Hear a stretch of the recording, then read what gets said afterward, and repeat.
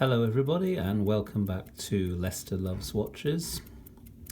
So today let's talk about watches which have no real high value at all, but into which we nevertheless invest lots of time and money and patience.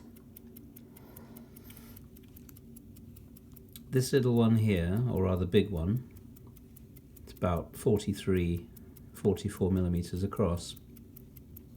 So this is a watch that I picked up in Georgia about 2 years ago. Not the southern US state of Georgia, Georgia ex-Soviet Union. So I was in Tbilisi in an antique shop, and this watch jumped out at me, actually literally, because the person selling it just kind of thrust it in my face and said, "You want watch?" And as to which I replied, "I don't want watch, but I'll have a quick look at it just so I can dismiss it out of hand," which I didn't do. So it wasn't working at the time. I measured it against my wrist, had a quick look at it, front and back, whatever. Now, the reason I was hesitating is because there are a lot of knockoffs in Russia and countries of the former Soviet Union. There's a huge industry in just putting together watches that look okay but are clearly Frankensteins and not really worth much. They often take the format of this one, which is a small seconds at the 9 position, and something which is made to look old. And it really isn't. It's been put together in the last probably 6 months. Basically, watches in Russia, they fall into kind of a few main types. Firstly are the actual watches produced by the watch factories in Russia. We're talking Polyot, we're talking Luch, we're talking Raketa in St. Petersburg. And these are absolutely fine. These are fairly cheap watches which are produced by the million, and they're okay. The next type of watch you get there is huge, great big watches with a small seconds, 46, 47 millimeters. They tend to use very rudimentary movements, and they often have quite brightly colored dials with Soviet nostalgia designs on them and stuff like that. And I tend to avoid watches like that. They're tourist trash, I think, really.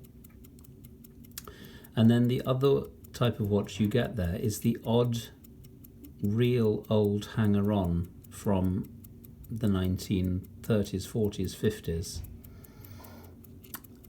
And this watch intrigued me because it seems to be genuine. So when you open it up, you will find a movement with a stamp for 1937, with the correct logo of the second Moscow Watch Company on it, and also a few other little stamps on the brass plate which are correct for the period. The dial looks pretty old, although it might be recent but made to look old.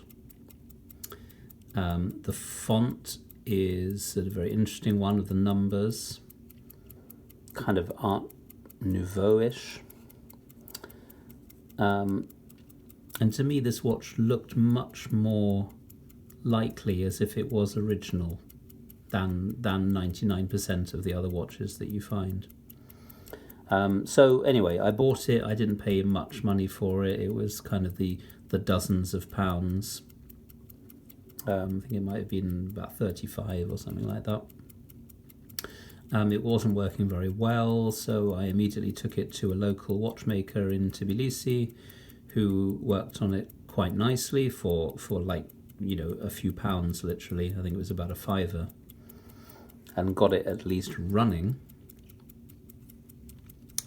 And then more recently I decided that I wanted it to run actually quite well rather than just about.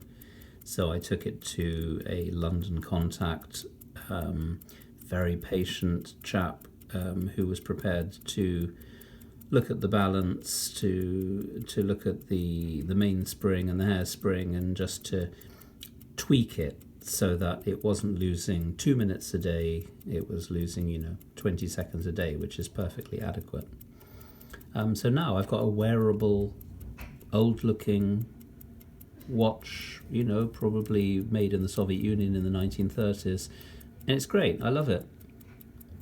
But how much have I spent on it? I've spent loads on it. I spent much more than it's worth. Probably all in all, I've spent 200 quid on it. And it's the kind of watch that you should be able to pick up for 20 or 30 quid. But I don't mind. It doesn't have a brand. It doesn't have any intrinsic value. But I kind of decided to adopt it and give it some TLC. And I really don't mind about that. I'm very happy to wear it now. It's ticking away nicely. It's keeping time. It fits under the cuff, although it's a fairly chunky thing. But the case design is such that it's quite smooth, so it slides under the cuff. I've got it on a Haverston strap. I can't remember what the name or number of it is, but it's one of these canvas looking, desert looking straps, which I think suits the watch quite well. I have to apologise to Haverston that I've completely butchered the end of this strap. It was too long. It's a NATO. I prefer them a bit shorter, so I cut it, and I didn't burn the ends very well. So I'm afraid they're a bit ropey, as you can see. But actually, it kind of gives it that ratty look, which I quite like. So what we've got here is, well, at least as far as I believe, is a watch whose movement was bought by the Soviet Union from Duber Hampton, which was a United States company. And the Soviet Union bought all their tooling and most of their movements and set up the Moscow Watch Company. This would be the second Moscow Watch Company, and started producing thousands of these type of watches. It's I think an old pocket watch movement, which is fairly easy to work on, but as I said before, is not very really accurate or reliable. You can't guarantee that you'll get excellent timekeeping. And then it has fixed lugs, hence the NATO Zulu style strap on it. And I decided not to muck about with those fixed lugs. I could have had them cut out to accept a modern day spring bar, but there wasn't quite enough metal to work with, and I just didn't want to muck about with the original shape of the case. It has a completely plain case back,